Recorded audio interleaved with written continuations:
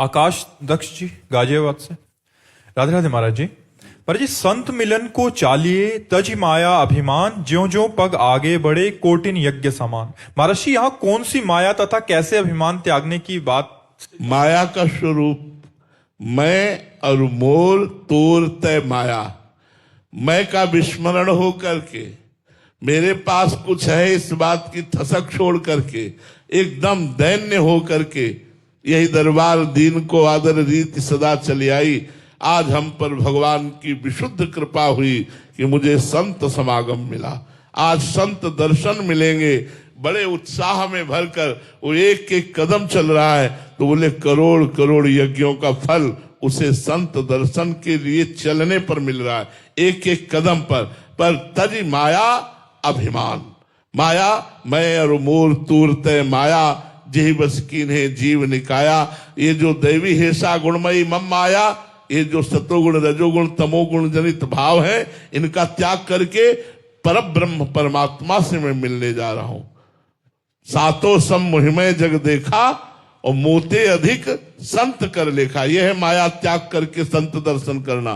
भगवान कह रहे सातों सम मोहिमय जग देखा। सातवीं भक्ति है कि सब में भगवान का दर्शन करे, लेकिन संत दर्शन क्या? मोरे मन प्रभुवश विश्वासा, राम ते अधिक राम कर दासा। ये तो भगवान से भी बढ़कर हमारे आज हम तो कृतकृत्य हो गए। उमा संत समागम सम कछु न लाभान। को जो लाभ है वो आन नहीं है, इससे बढ़कर संत समागम।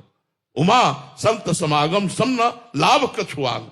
तो ये भाव हमारे अंदर जब बैठ जाएगा तब बात बनेगी। अति दैन्य और भगवत भाव से भी बढ़कर महात्मा में भाव होना कि भगवान के आज दास से मिलने जा रहे हैं जिसकी महिमा भगवान से भी बढ़कर के है, तो उसके एक एक कदम चलने पर करोड़ करोड़ यज्ञ का फल मिलता है।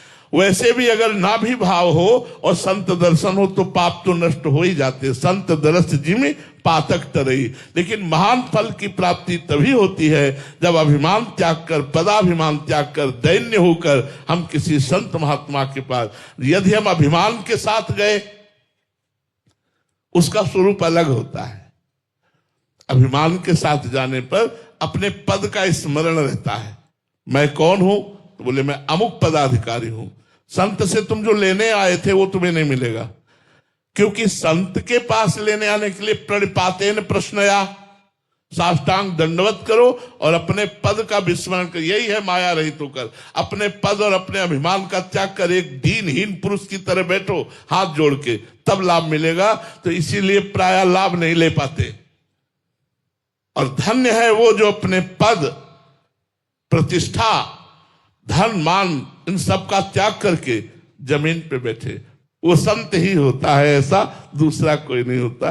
पूज्यपाद श्री कालिदास जी महाराज एक आते हैं, बड़े संतों में है। जब उनको लिए कुर्सी की बात करो तो बोले सिंहासन बैठे बैठे हमारा दिमाग खराब हो गया। हमको सिंहासन नहीं, हमको जमीन चाहिए। जमीन में जो सुख मिलता है मुझे सिंहासन में नहीं मिलता। जहां जाओ वहां सिंहासन, जहां जाओ वहां ये सब हटाओ, हम जमीन में बैठे। और जब आते हैं तो साष्टांग लौटते हैं। हमारे गुरुजन हैं, हमसे बड़े हैं, वो पूज्य है, लेकिन उनका भाव आज मैं संत दर्शन करने आया। देखो उनके भाव देखो तो हृदय लगता है कि संत महिमा का दर्शन तो संतों से ही होता है। संतों से ही समझ में आता है कि संत महिमा क्या है।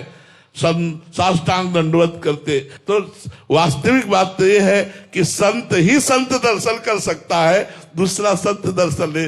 दूसरा संत के प्राकृतिक वैभव का दर्शन करेगा, आध्यात्मिक का नहीं।